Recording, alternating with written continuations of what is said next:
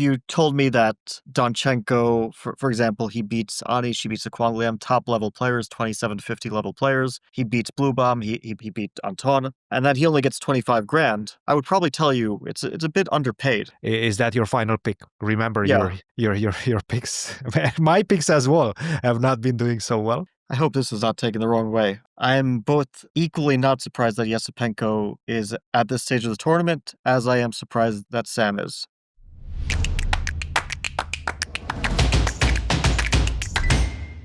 Boom. Welcome back, everybody, to another episode of the C Squared podcast. Before we enter the discussion and start with the topics of the day, we should address the fact that we have an immediate release about the Daniel Naroditsky Memorial Fund by Charlotte Chess Center. So I think this is a very cool initiative that we would like you guys to join as well if you would like, and if you obviously can. This is a foundation created by the Naroditsky family as a joint initiative to honor Grandmaster Daniel Naroditsky alongside the Charlotte Chess Club. And I'm just going to read a little bit from this press release. The Charlotte Chess Center and Charlotte Chess Center Foundation, represented by Peter Janatos and the Naroditsky family, represented by Alan Naroditsky, are united in announcing a long-term effort to honor the life and legacy of Grandmaster Daniel Naroditsky. Together, they will establish two major initiatives to carry forward Daniel's legacy and the value he embodied in the chess community. First initiative is going to be the Daniel Naroditsky Memorial Blitz and Rapid. So this one is going to be a very cool Rapid and Blitz tournament, which will be organized in Charlotte. And the second one, which I think it's also a very cool initiative, and I encourage you guys to definitely join the efforts, is the Naroditsky Fellowship, which is a scholarship program supporting talented young chess players pursuing excellence at the highest level. Daniel deeply valued students who are serious about reaching their full potential and took pride in guiding them on that path. So this is a fellowship that you can contribute to, which will help up-and-coming talent, specifically from North Carolina, from Charlotte, where he was residing and teaching, but also from across the nation, across the U.S. And I think already the fellowship has gained quite some ground. I think we're sitting at around $350,000-$400,000, and it's definitely going to be an idea and a movement that we will be following, and of course we encourage you guys to join as well. With that being said, guys, I think we should get into the topics of the day. Obviously, we'll be discussing about the World Cup. We'll be discussing other topics as well. But first and foremost, Fabi, I think you were just on a small vacation. Tell us a bit about that, and then we'll get into the topics of the day. Yeah, I mean, I've been resting a little bit, considering the schedule that I had in October and the schedule I will have in December. So taking the opportunity to rest before the tournaments begin again, and there will be a lot of tournaments. And so yeah, I was vacationing a little bit. Of course, I always follow the chess scene, so I've been following the World Cup very closely, despite being on vacation. If you want to call it vacation, if I'm still working, I guess it's not a full vacation, but it's hard not to follow when there's such a major event going on, and it's such an interesting event, and also one which impacts me directly. You could say, even though I'm not playing in it. There's always this element of kind of wishing that I'm there, but also, of course, it's wise to take a bit of a break just because of the schedule I had. Otherwise, I would. It's not like I'm not participating because I don't find the tournament interesting. If I didn't have anything in December, I would play, but just there's no opportunity for rest besides during this period, so I took the chance. I generally think that's extremely smart, right? Especially, sure, this is a tournament that sometimes you actually have to play because it's one of the steps towards qualifying for the candidates. So, for example, if you weren't in the candidates, this was definitely a tournament that you would have played. You've done that a couple of years back, and you actually got your first qualification to the 2024 candidates via the World Cup.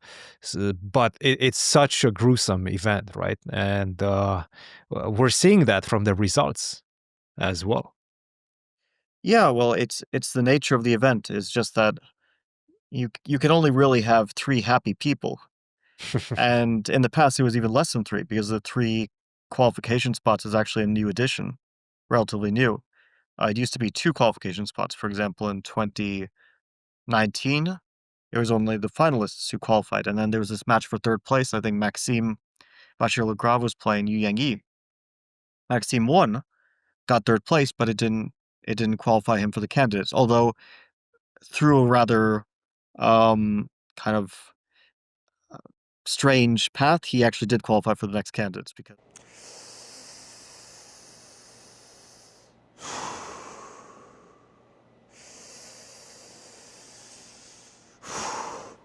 Oh, I didn't see you there. You might be wondering, what am I doing here? Well, I'm getting my reps in. You know, one of the most common questions I get is, how do you actually learn a new opening? Honestly, the best way, hands down, is by using chessreps.com. They've got these super fun, interactive opening courses that actually work. This isn't one of those chess courses you watch once and forget. These are fully interactive courses. You're not passively listening. You're actively playing the moves, getting quizzed on variations, and building that crucial muscle memory. It feels more like a game than studying. Hundreds of thousands of players have already used chessreps.com to break through plateaus and hit their highest ever elo. And here's the cool part. They actually want you to see how powerful this is for yourself. Right now, you can take their entire Vienna Gambit and Stafford Gambit courses completely free. You don't even have to sign up. Just head over to chessreps.com and start learning. Right now, they have 25 courses for you, and they release a new one every single week. Seriously, this is the best way to learn openings. Go try it out at chessreps.com. there was this whole COVID and I don't know if you remember this, where Rajabov withdrew yeah, and yeah, yeah. yeah, Of this course, whole thing. yeah. But now there's 3 spots, so you could say there are 3 happy people. Um, uh, but besides that, you have hundreds of people who are dissatisfied, or perhaps some who uh, are just happy for the opportunity and look at it as a great tournament to face some strong opposition, which it is. But you have a lot of disappointed people, and I'm looking at some of these guys who are having good events.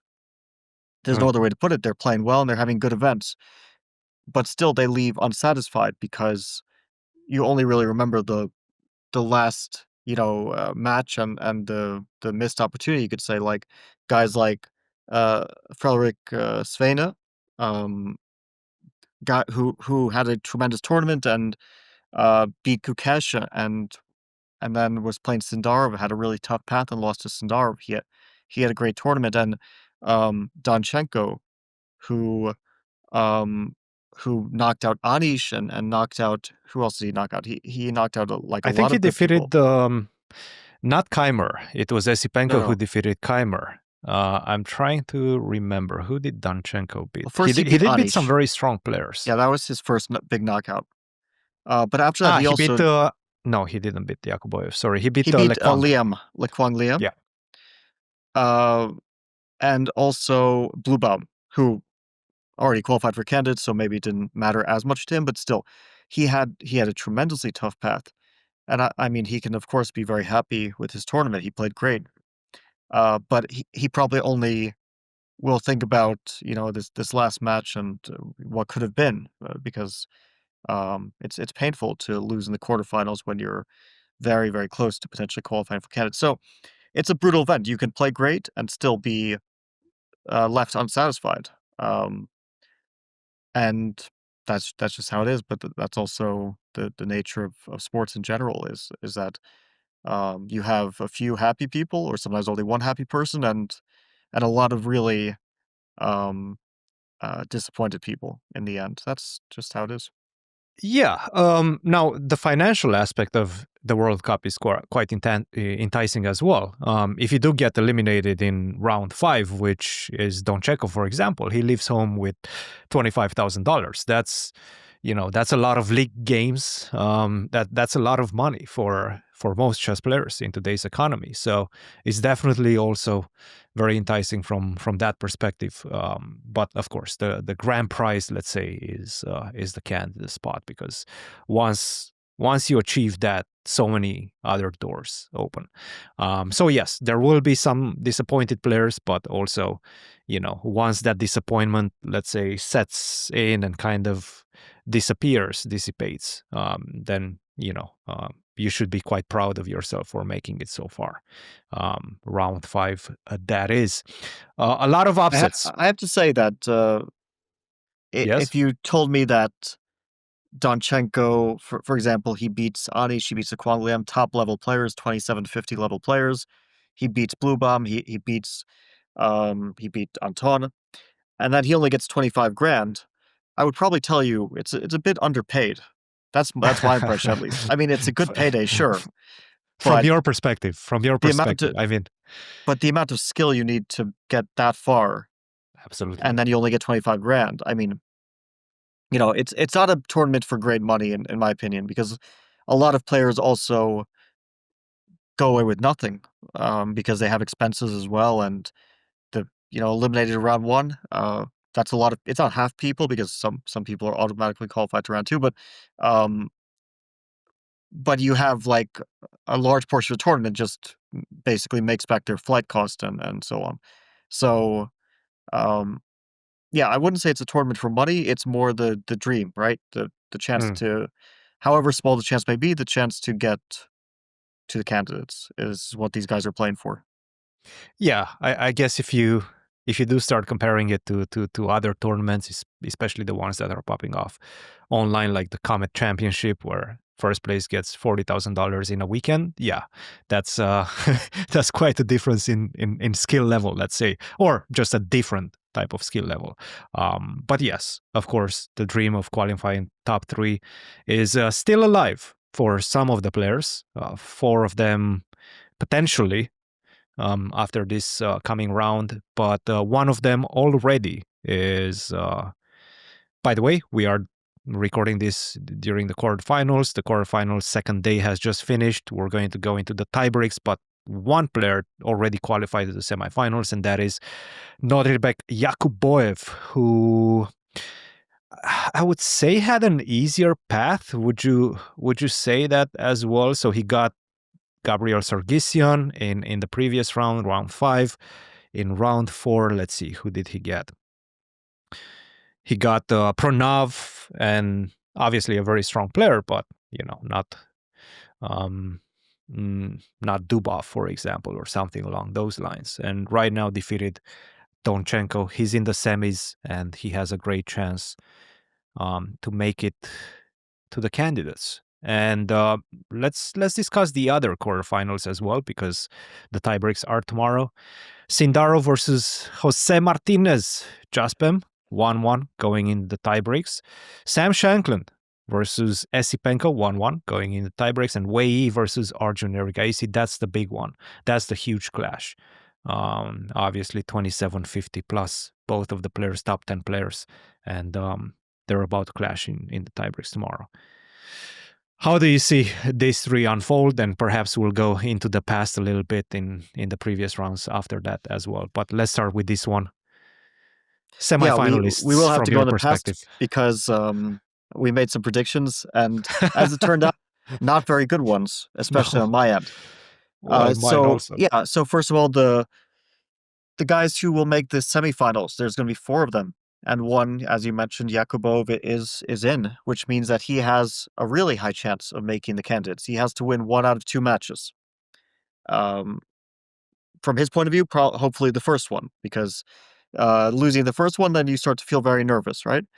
But, as you said, he had an easy path. I mean, part of the reason was because of something we mentioned last time we spoke, which was that Wesley got knocked out early. against Stromovicius. That draws here. Oh, and he resigns. He resigns in a drawn position. Why did Wesley So do that? Mm-hmm. And then Pranav, who is very, very strong, he beat Tari in tie breaks, and he beat Stromovicius, and then Yakubboev knocked him out.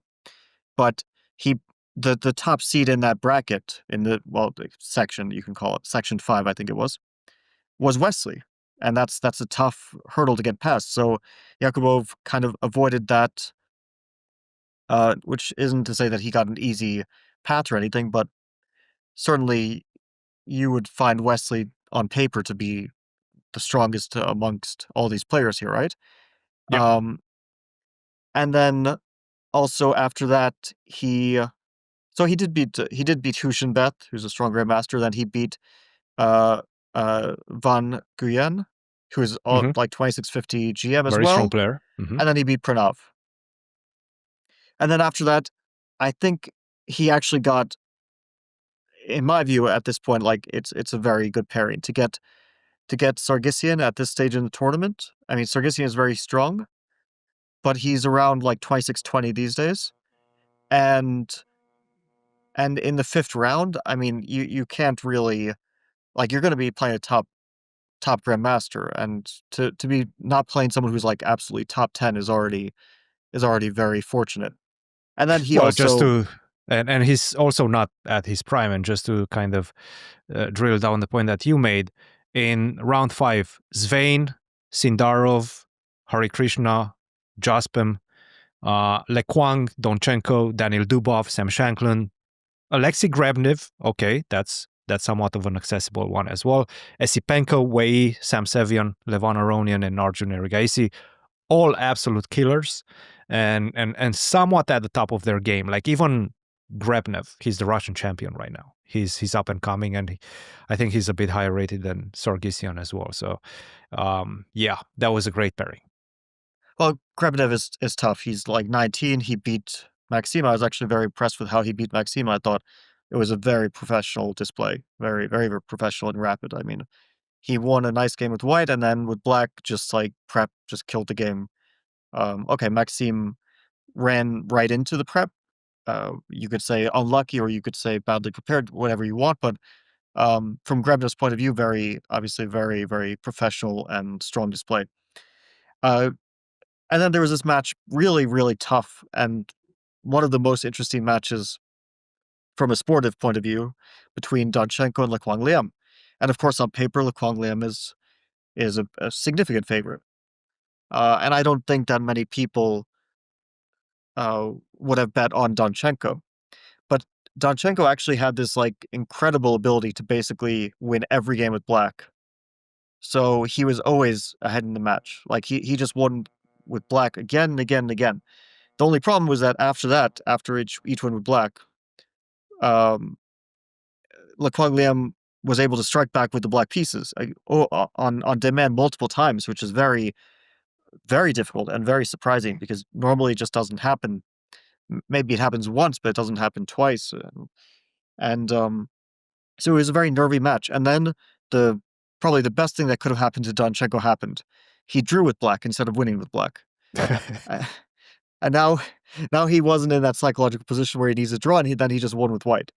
And I think it's time for Lekwang Liam to resign, and he resigns. Alexander Donchenko becomes the first German here to qualify.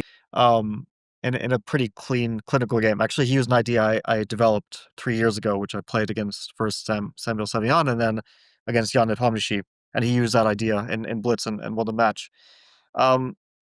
And I think that, like, from Yakubboev's point of view, that was just a great outcome, because Donchenko after that match was exhausted. I mean, it's and then he also, Donchenko is a player who is very fighting. That's my impression of him. He's a very original and fighting player. He has a style where he's kind of uncompromising. He plays sharp openings. He takes risks. And he played a sharp opening in the first game against Yakubboev. The only issue was that he just mixed up one thing. He took on d5 too early, and then his position became atrocious by like move 10, and he never recovered from that.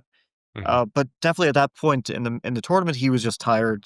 It was such a long and emotional match, so it really felt like he was going to be an underdog against Yakubboev at that stage in the tournament. So, uh, if we look at Yakubov's path, he did get a fortunate path. I mean, he also played well, but he got a fortunate path. It's of course you can't blame him for that. I mean, you play who Of you course not. get, right? It's Yep. not his fault, and he did win matches mostly without even going to tiebreaks. I think like he beat Sargsyan 1.5. He beat Donchenko 1.5. What else happened? He beat Hushenbeth He 1.5. beat Pranov Only 1.5. only Tai Daivan went to tiebreaks against him. That's right. So very impressive, even if he didn't have to face the absolute strongest players in the field. Okay, so he's through. He is certainly going to be pleased and looking forward to potentially playing candidates. Or I mean, still has to fight a bit for it. It's not going to be easy, but he's very close. He does have a great chance. And he's going to be meeting the winner between actually his countryman, Jakovir Sindarov, and Jose Martinez, who's another huge surprise of the World Cup. Jaspem proving a lot of his doubters wrong, and right now he's doing it in quite some fashion. So Jaspem coming in 26-40-ish, obviously not one of the favorites, but a very decent player. Started with an easy win in round one, then a very tough match against a very well-prepared opponent, Velimir Ivic from Serbia, who I think is also working as a second for Anish. I've seen him at least a few times with Anish, so definitely a player that's extremely well prepared and a very tough nut to crack. But he did crack him in tiebreaks, actually. I do think it was all the way into the blitz, and then he stormed through Abdusatorov 2-0. That was, I mean, that's quite a crazy result. Well, I mean, queen g8 is happening. He goes queen e5, queen g7, threatening a mate, forcing the queen trade and resigns. Jose Martinez makes it to the fourth round with some insane play. In my estimation, at least. How did you perceive that one?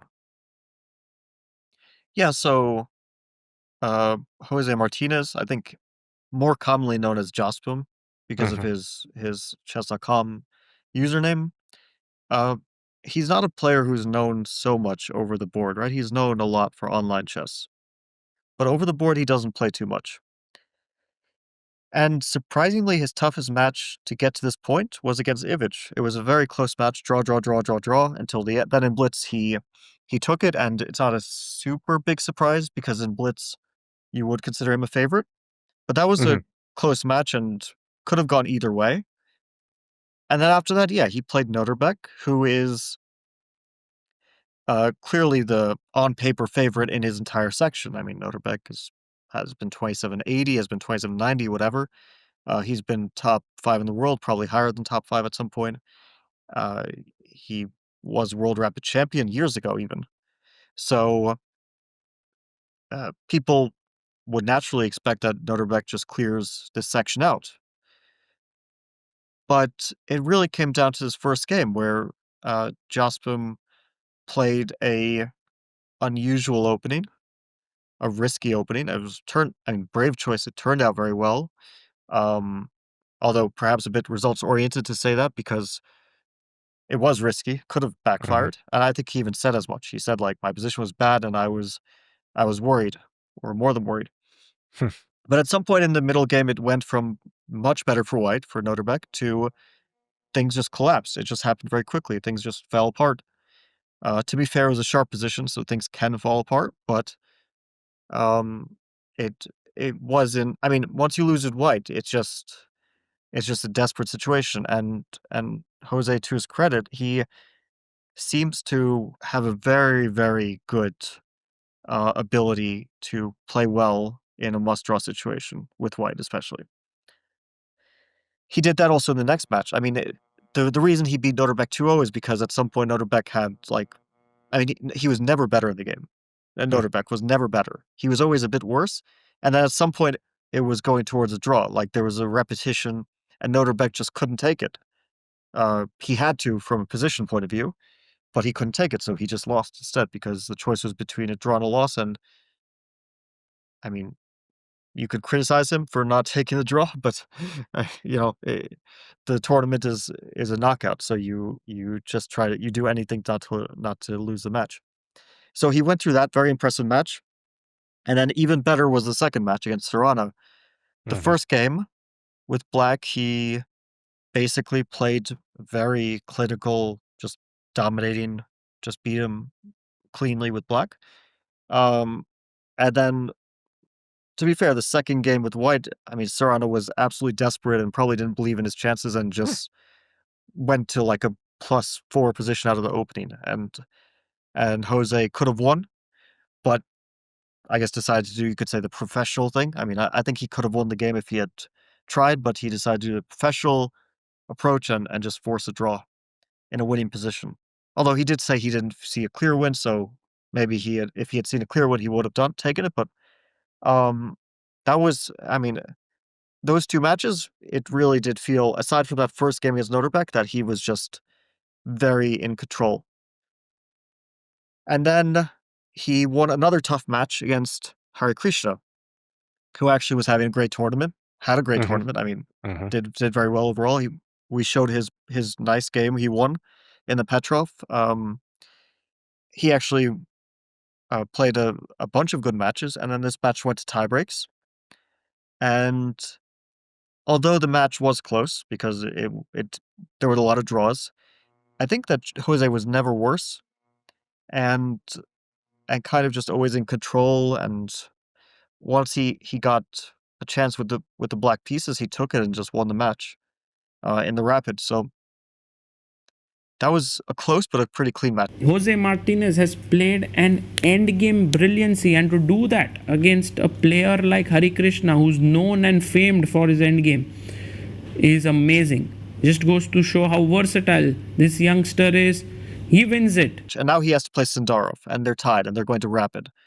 And the games have been, well, today Jospin just forced a draw in a very well-known theoretical line. The game took 5 minutes. He decided to it's a strategy in the rapid. Yeah. It's a strategy. If it'll work out, I don't know.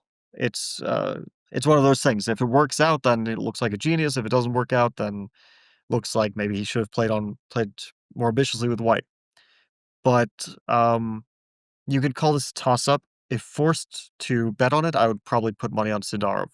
I do believe that he's really, really strong and should be a favorite in this match, although a slight one, not a big favorite. I mean, 2 rapid games, of course, there's a huge degree of variance. I mean, a lot can happen. But Sindarov is really, really strong, and as strong as Martinez is, does feel like Sindarov should be at least somewhat of a favorite. End the game. Only one legal move. King takes pawn. The other knight drops back. And a couple of moves away from being mated, Jose Martinez resigns. Javorkir Sindarov strikes back. Yeah.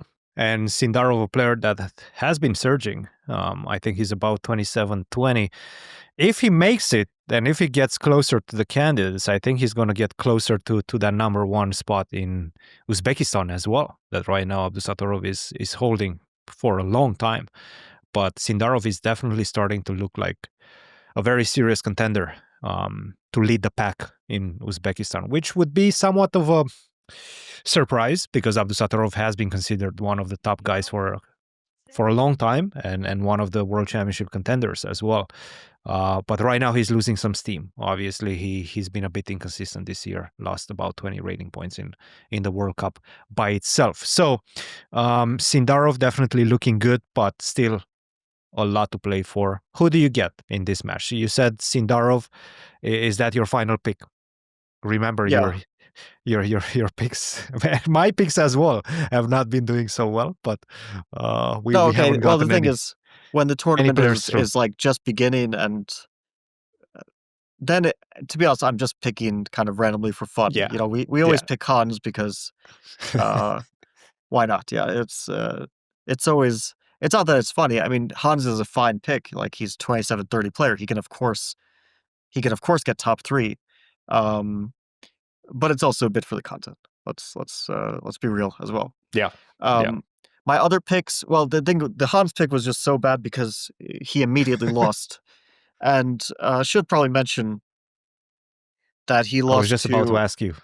Yeah. yeah, he Lodici. I had strong connections to Italian chess 10 years ago. I played for Italy and changed back to the United States in 2015. And some of the the strongest players in the country, um, guys like Vocaturo, he might still be number 1 in Italy.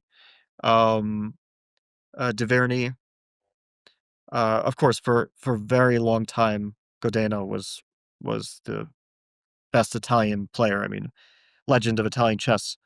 Um, Brunello, Sabino Brunello, these guys were, between 2550 and 2600, most of them. And now it's a somewhat new generation of Italian players.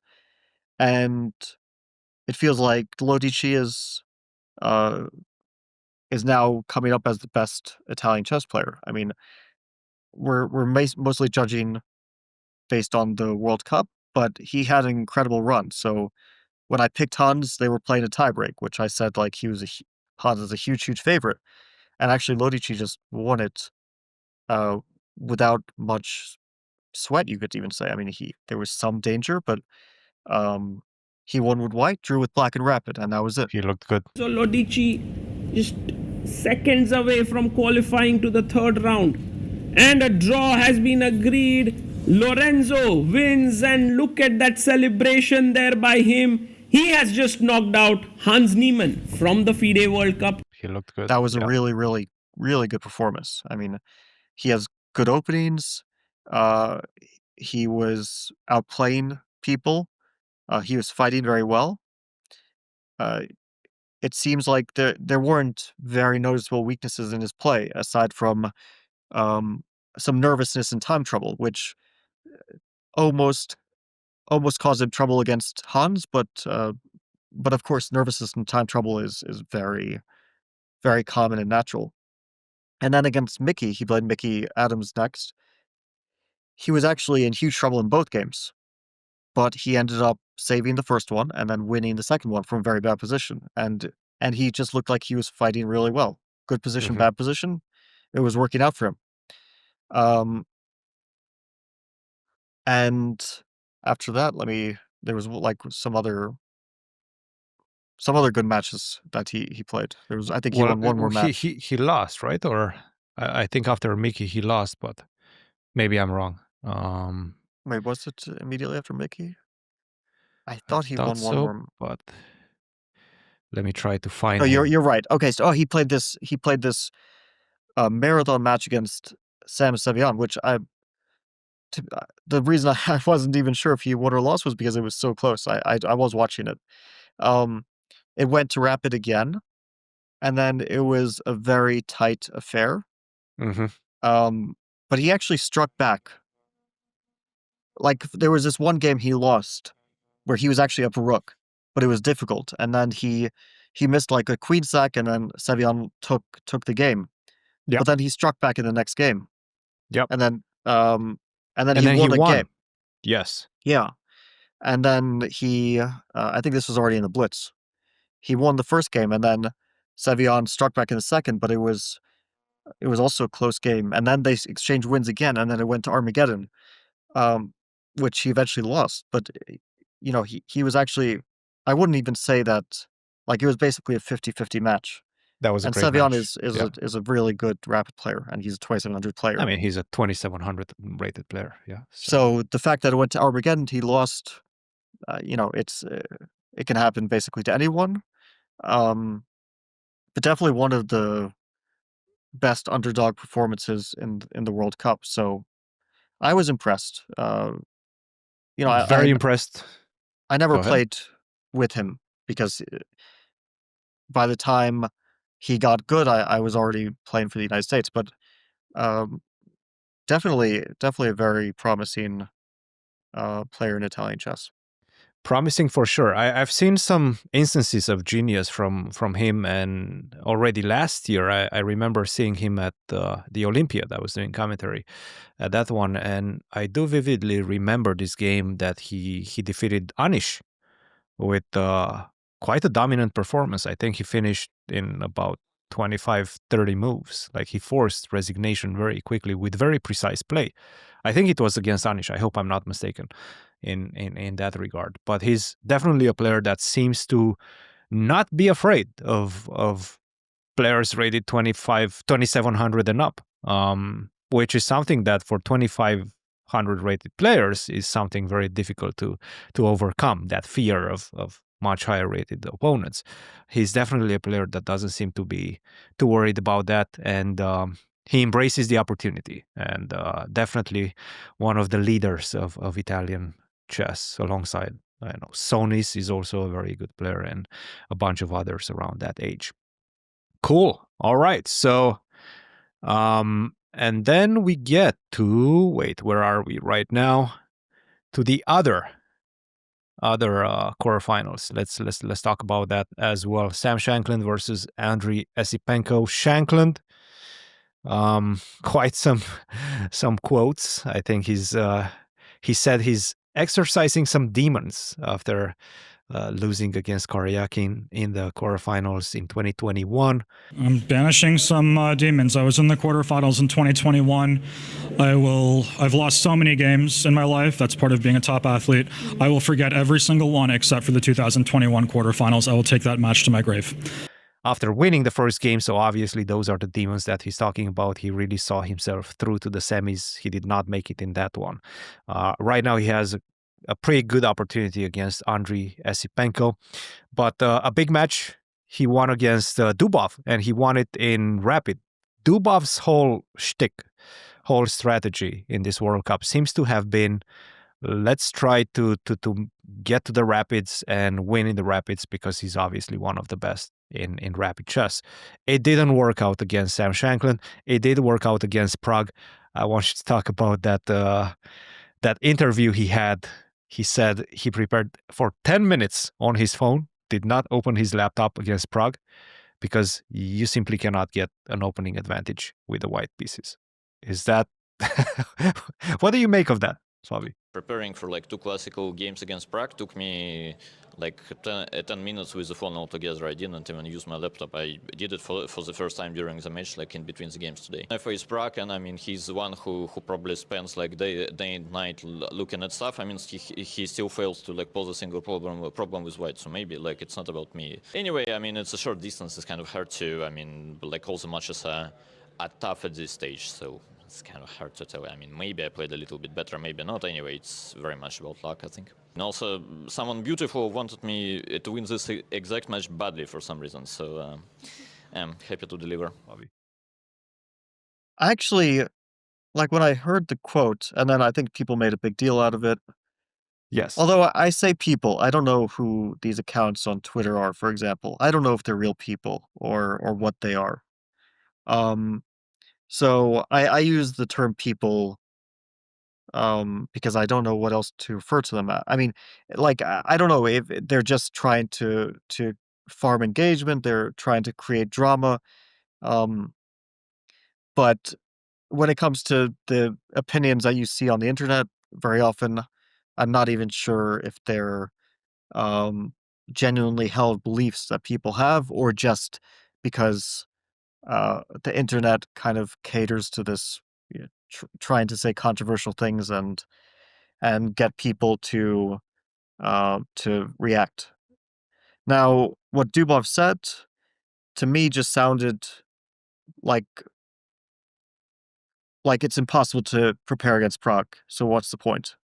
Because he just plays so many openings.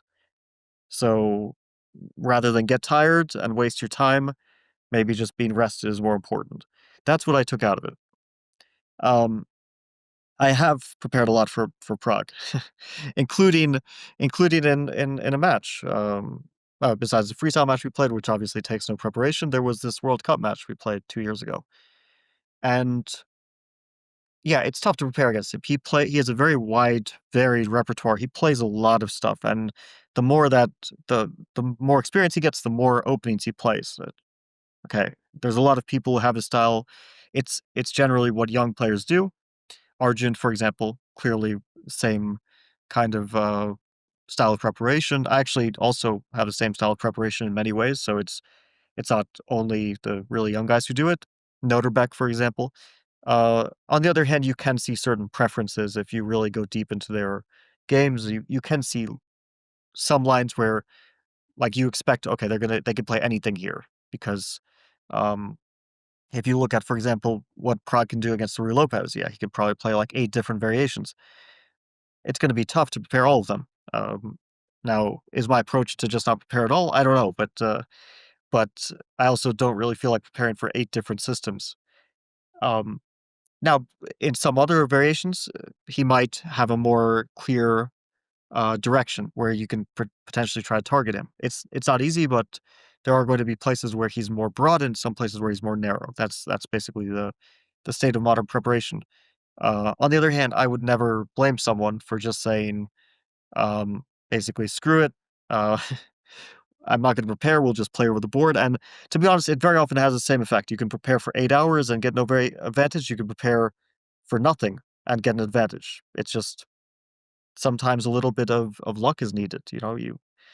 You choose the right line and you don't know your opponent's going to react well or not.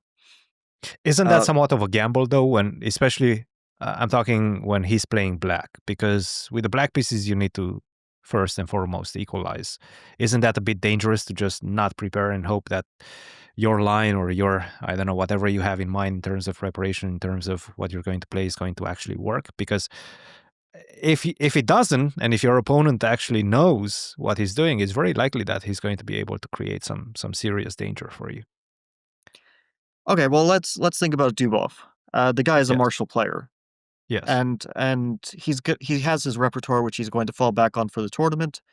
Um, Now, some people might change their openings in every single match, but let's just assume that he's sticking to the martial, which he did play against Prague in the first game.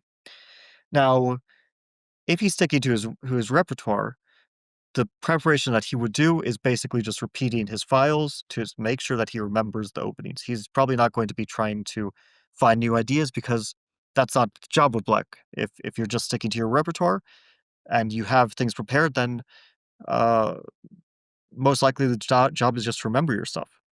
Mhm. So the question is, does Dubov feel comfortable that he remembers his lines? And then if the answer is yes, then maybe there's not too much to do. He's done the prep in previous matches or before the tournament or whenever, if he feels confident in his lines. Now, what if he had prepared and he had checked this line and that line? Would he have necessarily predicted that Prague plays this extremely rare line where after d5, ed5, he doesn't take the Marshall Gambit pawn, but he instead plays, I think it was h3. I don't know. Maybe I mean it's a kind of random small line. Maybe you can predict it if you can of course check every single one of your files and every single move. And I mean this is actually an approach. You can do this, and then you'll uh probably feel pretty prepared. On the other hand, Prague can also play c4, Prague can play d4, Prague can, I mean, so do you want to check every opening under the sun, and then if you get Mm. surprised, you feel, uh, perhaps you feel a bit tired or stupid that, like, I could have just saved all my time? Again, I don't know.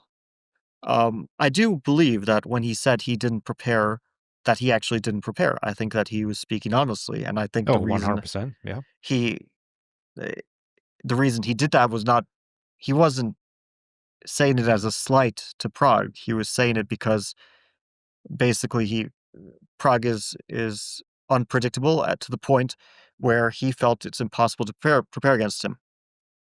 And then next he said that um, anyway, Prague didn't get any advantage, and that shows that even if you work nonstop, you still can't really break the the state of modern theory. Like Mm. you can't will your way into refuting the Marshall or or the Berlin or the Neidorf. I mean, you can work nonstop, and it's probably going to give you an edge in the long run. But uh, did it guarantee success in this match? It didn't come down to openings. That's the truth.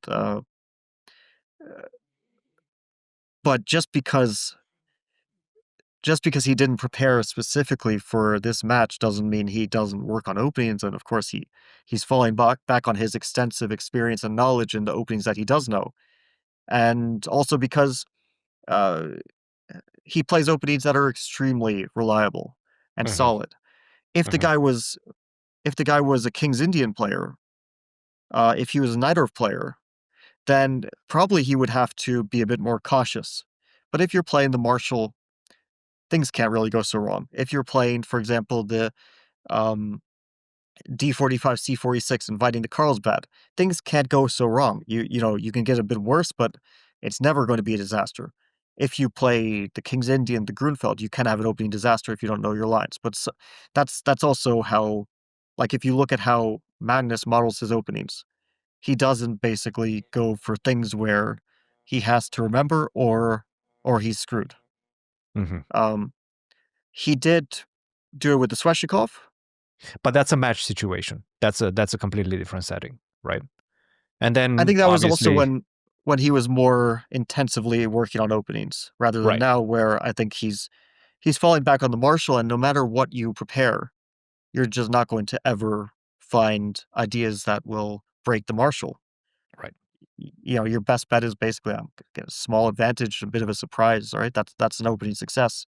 So I don't know. I found it a totally uncontroversial statement, but of course, the internet, outraged as it always is, they had a lot to say about that as well. That's a cold take to ice out that hot take of Dubov. I like it. And then Sam Shankland defeated him. Great match by Sam, obviously showing that he's enjoying the format and he's enjoying the pressure. Esipenko defeated probably one of the favorites of the event, and I think that was a crucial match. Vincent Keimer, Esipenko versus Vincent Keimer, went into the tiebreaks as well. It was a back and forth match. A bit surprising from my stance. At the same time, Esipenko right now is such a strong player and such an underrated player. I feel like 2681 has been 27 plus. I think around 2720, but he's still so young. He still has the energy, especially in this type of match situation where the nerves are so important. It also feels like he's one of the ice cold individuals in the tournament. So a player that's impressing, a player that in my eyes has a great chance to actually make it to the candidates. So I'm just going to go ahead and say that I'm going to take Esipenko to go to the next round, and I will say even make it to the candidates. But I'm getting ahead of myself. How do you see this match play out? Yeah, well, I hope this is not taken the wrong way. I'm both equally not surprised that Yesipenko is at this stage of the tournament, as I am surprised that Sam is. Um, like, yeah, I think that Yesipenko is underrated and perhaps suffering a bit from lack of like motivating tournaments and not having maybe the results that he's that are inspiring. I mean, but he's a very classy player. Mhm. Um, so I think he definitely has the ability to even win the tournament or to go very far, to make top 3, to qualify for candidates. Um, so I'm not surprised at all. I mean, he has had a rough like few years where he's kind of bounced around and then slowly lost some of the rating where he was like 2720 or 30 and dipped below 2700. Had some rough events, had some fine events, but if you like, I don't know the reason why, but he's definitely been suffering in a lot of these classical events. Mhm. And for example, he played this like Russian championship recently and uh drew just far too many games. He drew like 10 out of 11 games and lost rating. So it's things like this where uh someone's really strong, But of course, if you have no motivation and you're drawing game after game, then it doesn't matter how strong you are. You can easily lose a lot of rating and also go deeper into the pit.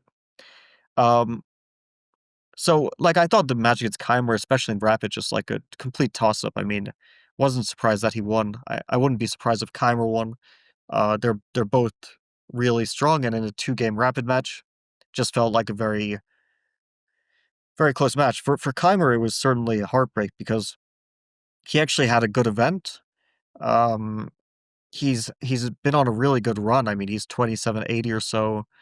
He's been gaining rating every tournament. Clearly, he also gained rating in the World Cup, despite not making it to the candidates. He actually gained rating there. It's just that you basically can't have weak moments. So one Rapid loss and that was it. It's kind of a brutal. We talked about it. That's a brutal format. He won like 2-0 against Kovalev. He beat Pranesh, and then he had a really tough match. If I'm looking at like the round 4 matchups, I would actually say that Esipenko is one of the tougher ones you can get.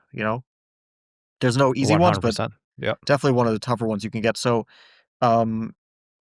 Esipenko won in a very balanced game, but then it eventually became a tiny bit unpleasant in a Rooken game for Keimer. And then the second game was, I think, like pretty clean. It was a complicated game, but Esipenko drew without major danger. And Remind then me again, Esipenko eliminated Magnus a few years back, right? no, In he one had of a his close World match Cup. against Magnus, but he did Or he lose the lost. match. Oh, okay, he lost. But it was that. very close. It was I remember. 2021 remember World that. Cup in Khanty-Mansiysk. Wait, no, sorry, not Khanty-Mansiysk, in Sochi. And They went to Magnus, the Blitz, I think, right? yeah, I think so. It was pretty close. It was a bit back and forth, and then Magnus lost to Duda, and Duda ended up winning the whole thing in the end. And Magnus got third. Karyakin got second. Actually, it's a lot of similar names as last time because there was a match Karyakin versus Karyakin versus Sam Shankland quarterfinal match. Yeah, Uh, 2021. this match basically decided through a long series of coincidences that Ding Liren becomes world champion. Unexpected. Yeah. And then there was Esipenko Magnus, and yeah, so he has some experience in this format. I mean, he basically knows what he has to do. He beat Grebnev in another close match, but he won in Rapid. And now he's played Sam, who, the reason I said why I'm surprised, it's not because Sam he's a very good player.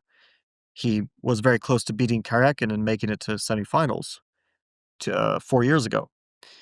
But recently, it did feel like Sam's been in bad form. That was my impression for already many months, even more than months, even maybe a year or two. Felt like he's lost a lot of form. So that's why I'm surprised. But of course, he's I mean, the Shankland was 2730. He did win the U.S. Championship with +6. One of the highest scores that I remember in recent history. So it's not like a huge surprise, but I definitely felt like Sam's form has just been poor for quite a while. So I didn't expect him to get this far. To be perfectly honest, and perhaps I will also make a mistaken prediction that Esipenko will win. Maybe I'll underestimate Sam again, to my detriment. But that's my prediction. I think the money should be on Esipenko. He is definitely on paper a stronger Rapid player, but it's a 2-game Rapid match. Anything can happen. White can simply pin that bishop to force further trades or even win that bishop. it is unfortunately the final moments of this game for Sam Shankland. He brings the rook back to the 7th rank, but you cannot do anything about that pin. He cannot win the piece yet, Esipenko, with bishop f6, because bishop takes f6 is a check. But there is no need for an immediate win. You can take on c4 as Esipenko does, and Sam Shankland resigns. What a heartbreak for the American Grandmaster, and celebration, of course, for the fans of Andrei Esipenko, who qualifies to the semifinals. It's maybe I would say like 60-40 Esipenko, but that leaves a huge margin for Sam to win as well, and also these guys are probably very tired of this stage, so, I want to ask you about that. You've been at this stage in 2024. You've gone 23. past this stage, 2023. Obviously, you do remember the state that you were in. You prepare a lot before the event. There's a lot of nerves. Obviously, energy plays a huge part into it. This is already, about 3 weeks that these players have been in India. Obviously, they're tired. What counts the most in this type of situations? Is it the nerves? Is it the prep and whether you're going to get lucky with the prep and your opponent falls into it? Is it those slight moments in the heat of the battle in the last few seconds where if you see a tactic and it goes your way, then you take the game and the match? Like what's the biggest factor that determines who moves on? Well, yeah, I'll go a bit into my experience 2 years ago, which I did make it to the semifinals and got top 3. And it was one of the most brutal tournaments I've ever played. Part of it was maybe circumstance as well. Like before the tournament, I recorded this chessable course. For about a week, I recorded about 10 hours a day, just sitting there. And sitting in one position with my elbows propped up on the table, I eventually got a staph infection in my elbow, and my elbow ballooned to twice its size. One of the most painful things I've ever had. So I'm in my training camp after that with this giant elbow, which persisted into like half of the World Cup as well. It was like 3 weeks or so of just this. I couldn't move my arm. It was like any position just not to touch this giant infected. I mean, it sounds disgusting. It was disgusting. And then during the World Cup, I started to get like extreme anxiety as well, and I just like spent my nights unable to breathe, with like really tight chest. It was, it actually got better as that sounds scary, actually. it was terrible, and then it started to get better as the tournament went on, where at least I wasn't having massive physical symptoms, but I was incredibly tired. And luckily I didn't play long tiebreaks because I played this tiebreak against Yilmaz Mustafa, Mhm. which went. I was lucky to survive the classical. Went to rapid and I won the rapid, which was also a tough rapid segment. But then I played Ray and I went through without tiebreaks. I played Duda 1.5 and Lenier 1.5, and it was all kind of, I wouldn't say smooth, but at least I avoided tiebreaks. So I wasn't. I was exhausted. You But were getting maybe some not. rest days. Yeah, I had a few rest days, so maybe not as exhausted as if I had played tiebreak after tiebreak the way that, um, for example, Sem has. I mean, he played. Actually, Sem has had the so it's unfair that I'm criticizing him at all because he's had the toughest path. He played tiebreak against Dubov. He played a tiebreak against Richie, who's like 2750 and has been a top player for forever. He played a tiebreak against Vidit, who um, went super far last time. He beat That's a Jan. tough path. Yeah, it's a That's tough a path. really tough path. And then before that, he beat Chucky 2-0. So he's played tiebreak after tiebreak. I mean, I can only imagine the guy must be exhausted. It's Esipenko as well, actually. He's played tiebreaks against Grebnev, against Keimer. Keimer. What else? Against Idani, actually, he had to win on demand in classical there. he was very close to getting knocked out in the third round. Mm-hmm. So Esipenko, it's not only like someone might see a tiebreak and think, oh, it's 1.5-half. It doesn't take too long. It's a pretty easy day at the office, right? But it's not just the tiebreak. You also have to prepare. You have the stress before the game.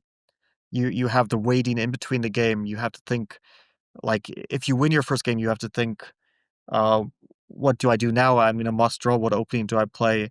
If you lose your first game, you have to think, it's stressful. How do I play for a win? If you draw your first game, you have to think, um, do I play it safe? Do I do it? I mean, there's just a million things to consider. So every decision, every concern, every bit of anxiety, it takes your energy away. That's why It it adds up doesn't for matter. sure. Yeah, it all adds up. So there's a lot of tiredness. I do remember just this whole feeling of exhaustion, and then after the tournament, just like kind of physical, total relaxation. I mean, just Mhm. unable to think about anything, just being happy that it's all over. Playing 1 month in the same location, going kind of stir crazy also. Just being in the same place, the same food, the Food, the same same restaurants. Yeah. preparation over and over, the same hotel room. Yeah. Um, any bit of like variety you feel so grateful for. Um, I know it Yeah. sounds like a lot of whining, but No, that's no, that's the nature of it. it's a tough tournament. I sympathize with these guys. On the other hand, it's also a fun experience because to be there and keep being there, it isn't in some ways fun. Like you see all It's these guys. rewarding, yeah? Yeah, it's rewarding. It feels good to make it far. Yeah. It feels good to make it to the end, even though I didn't win. I lost to Prague in the semifinals. To actually win my last match against Abasov, which was a tough match, felt very, very good. I felt really good at that I had won that match against him. Yeah. Yeah. Cool. And now we get to the last one, the big quarterfinal match between Wei and Arjun. Both of these players have been looking very good up to this point. It didn't seem like any of them was in any big danger. Perhaps Wei a little bit against Parham, but not really. It felt, at least to my eyes, that he was somewhat in control in that match as well. Arjun, not many problems so far. In fact, he defeated Peter Leko, which was one of my picks. He just defeated Levon Aronian 1.5, not needing any tie breaks. And it seems like he's one of the guys that is primed to make it. But right now, I mean, big match against Wei and Arjun coming up tomorrow. What's your read on this one? Well, yeah. So the first thing is that this is the one part of the bracket where the favorites have made it. Mhm. Two obvious favorites in the entire tournament. Arjun, I think, is even the highest rated, and Wei, not far behind in rating.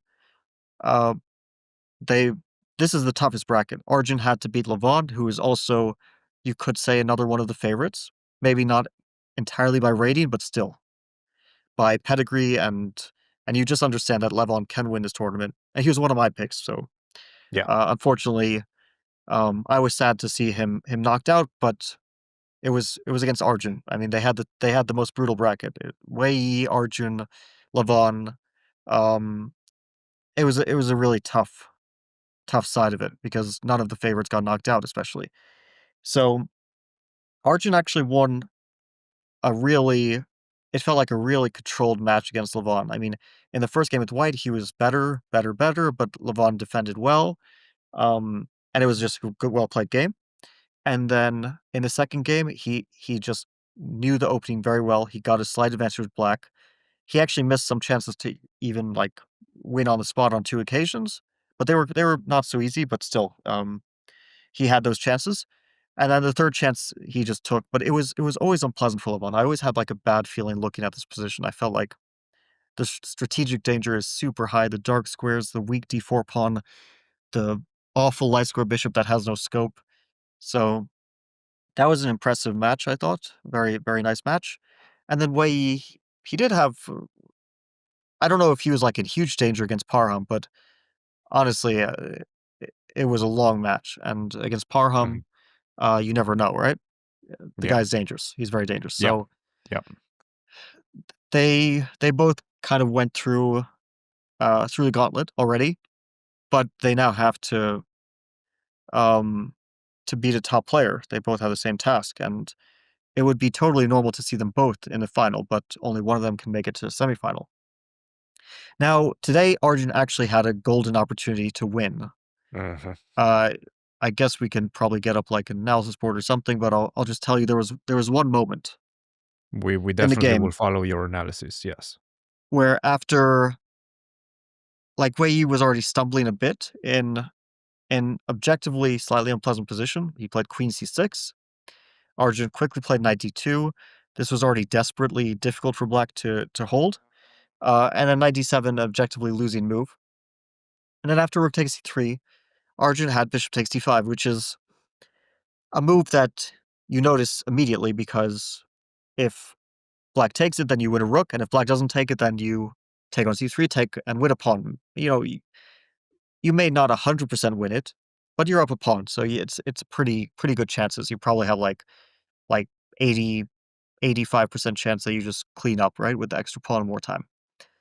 So the Why only reason didn't to he take reject on this D5? is because Queen D5, Rook C3, and Knight G5, threatening Mate E2, Knight H3, Queen H1, Mhm. and also threatening Knight F3. So there's a lot of threats. So the only move is E4. And then after Rook E4, you can easily stop your calculation because if Rook E3, you see take, Knight F3, and otherwise there's like Knight H3 coming, and White basically gets, it looks like just gets toasted. Yeah. But there is now this nice move, Rook D1. And now the queen can't stay on the diagonal. So if the queen moves off the diagonal, like Queen F5, now Rook to E3 is just very safe. The king, Knight H3, King F1 or something, maybe also Knight King G2, whatever. It's no longer dangerous. And then after Rook D1, Black can play Knight H3, King F1, Rook takes E2, and it's very important. If Rook D4, you have this Queen E8 check, and then the king can run to E2, so Queen H1 is not made. But this you can spot, and then Rook E2, Rook D5, Rook F2, King E1. You also have to evaluate that this is not only dangerous for Black. You could probably figure out that it's a bit dangerous because although the material balance is actually like you could say 5-5, like Rook versus Knight and 2 pawns. Black is starting to like quickly lose queenside pawns in a lot of lines. So it turns out that this is actually winning endgame, although there's still some work to do. And it is possible to find. The only question is, I think basically you don't stop after E4, Rook E4 in your calculations. You just go one move further. And then you can probably work out the rest that you should go for this.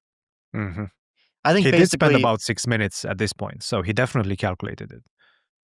yeah, of course, I don't know his calculations, but I think that he didn't really believe he was winning yet.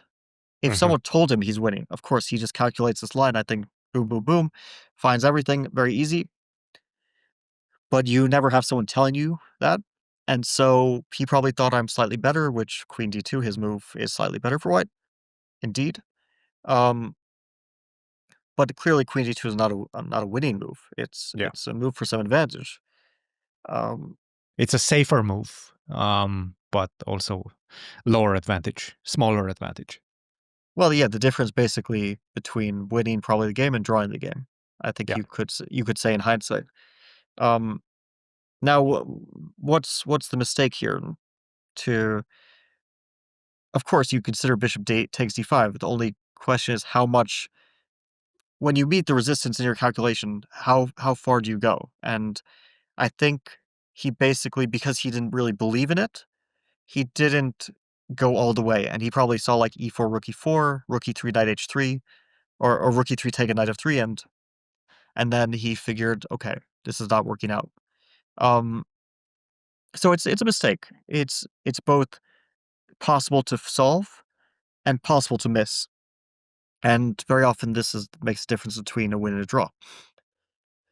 But it was, despite how you could say how difficult it is, you can debate how difficult it is, it's impossible to deny that it is an opportunity to win the game. And now he may win the match. I would still put the match at like basically a 50-50. I mean, If he No. doesn't, Who if he does makes win it? the match, then he doesn't care. Who makes it, If Fabi? Tell me who yeah, makes it. Who's um, winning it? I really think that there's almost no point to pick because it's just as close. It's a 2-game rapid match between two guys who are both top players. You could basically say as close to 50-50 as it gets. I'm gonna pick Arjun anyway. Um,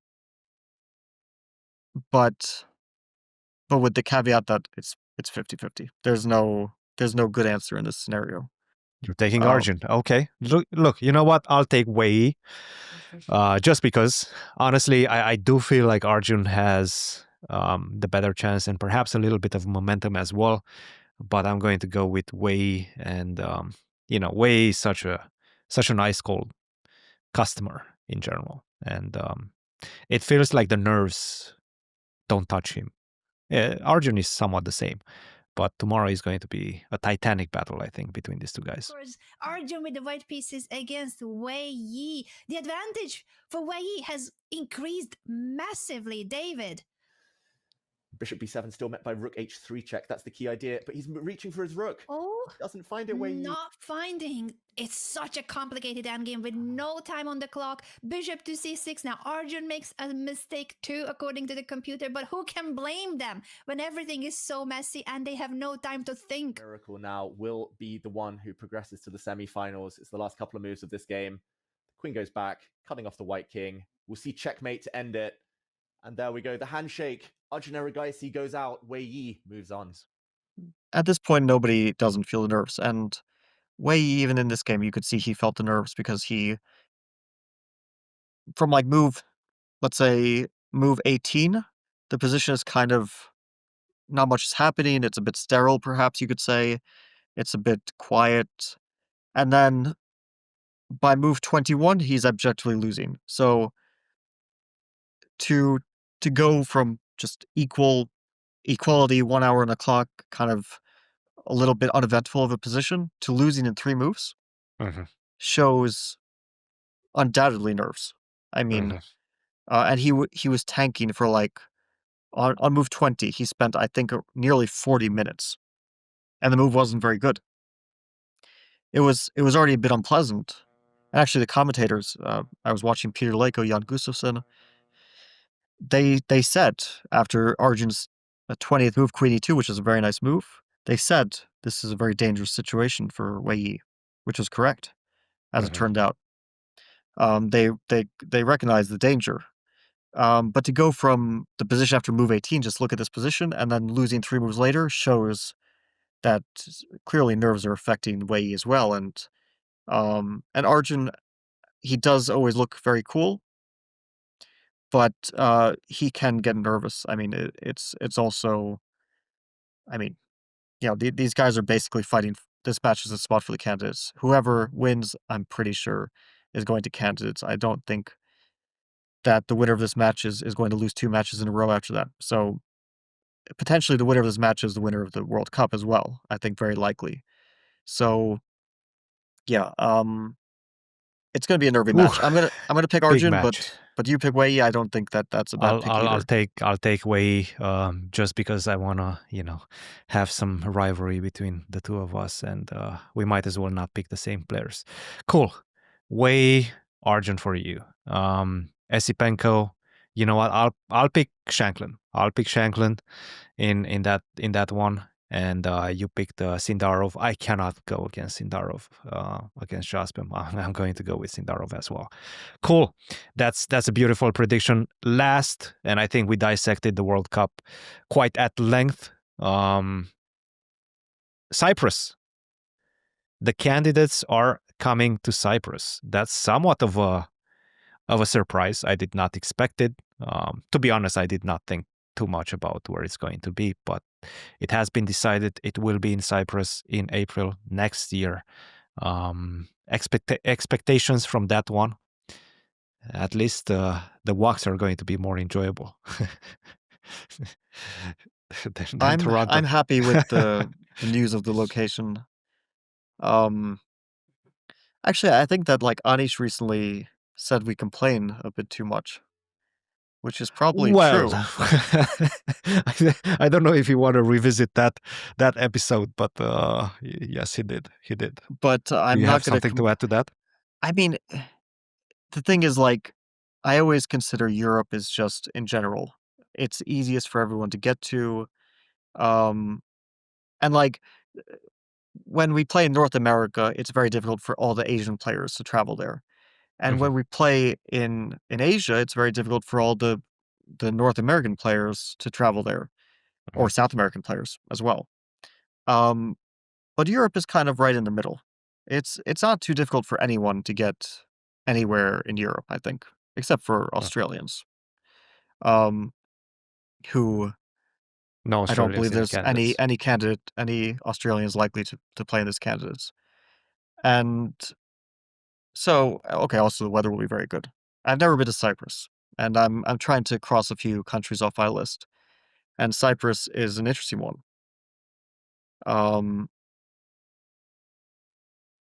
by the way, is Cyprus considered in Europe? I think so. Yeah. Where else would it be? No, it's definitely Europe. Well, geographically, I guess, Like what? but Middle it's East or what? Like, what are you? yeah. I guess it's. No, it's. I think it's Europe. I think it's considered Europe.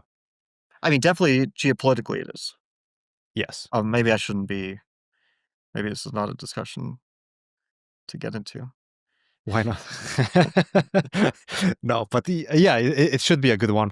I mean, again, I did say that on my solo podcast, solo rant about the bed bugs. I did say that we had some tough walks in Toronto. It was really tough to get out of the hotel with all the construction that was going on, and the weather wasn't helping either. But Cyprus should be quite fun in that regard. Yeah, Did you actually, start like, already the preparation for the World Cup for the candidates? Or well, go ahead, you wanted to add something to that. no, yeah, I also like felt Toronto. I mean, of course, it's a nice location, nice city, but somehow it didn't feel very comfortable in the city at that time. I mean, it was just too busy and didn't feel very relaxing. Um, but okay, now I'm gonna also complain about Canada and get the Canadians after me, and it's okay. You can actually upset Canadians, and they'll still be very very nice about it. Yes, they're nice guys. I like Canadians. Um, but yeah, I think Cyprus is a nice location, and I'm happy also that everything's kind of set now because there was this time of uncertainty with the location, and it's just nice to know where we're playing and when exactly we're playing and so on. So yeah, that was a good news to hear. Um, and yeah, let's not revisit the whole insect. I did, out of interest, I just decided to do some research on bed bugs because I really had no idea what bed bugs actually are. What did you learn? Well, they're not very nice, it turns out, and they do bite. They don't carry any disease. This is one of the cool things about bed bugs. Evolutionary, they don't carry any disease. So they're just made to annoy you. Well, I'm sure they have some other purpose. Maybe they have their own goals and dreams, um, besides irritating people and causing internet fights. But the thing is, I have no idea. Like, if you showed me a bug, I don't know how to identify them. It's the same with like wasps and bees and hornets. I have no idea they all look the same to me. Um, Wasps are just much bigger than normal bees, and but they're kind you of have like nastier. 5 different types of wasps and 5 different types of bees and then 5 different types of Yeah, you don't have hornets. to worry about that. You don't have to worry about that. But Like some are hornets and very wasps nice. are basically the same, right? I don't think so. I mean, some are very aggressive, some are not. Some bees are aggressive, some are not. It's honestly, it's a dangerous world. And you just don't know which bugs are gonna hurt you and which aren't. That's one of the things that That's keeps one me of up the at night. mysteries. That's one of the mysteries of the world and of life in general. Cool, Fabi. I think that's that sums it up with the World Cup and everything attached to that and everything around it as well. Cool, Fabi. Thanks again for dropping in and sharing your very insightful insights into the bracket and who's going to make it. And hopefully, well, not necessarily hopefully, but maybe we will jinx some players. Maybe we will be successful with other picks. But I mean, luckily, since we took go on. opposite picks in every one except for one match, the only one we can jinx is Sindarov. Everyone else is safe because Sindarov should watch out. Sindarov is in huge danger because we both picked him, and we know how that turns out for our picks. Anyway, cool. Leave it at that. I think that's about it for us for this episode. Guys, if you've enjoyed that, if you felt a bit more enlightened, don't forget to hit that sub button and like it and tell your friends what the best picks and the best breakdown of the World Cup is. Of course, the C Squared podcast. So until next episode, I'll see you guys. And good luck to the World Cup participants. Cheers.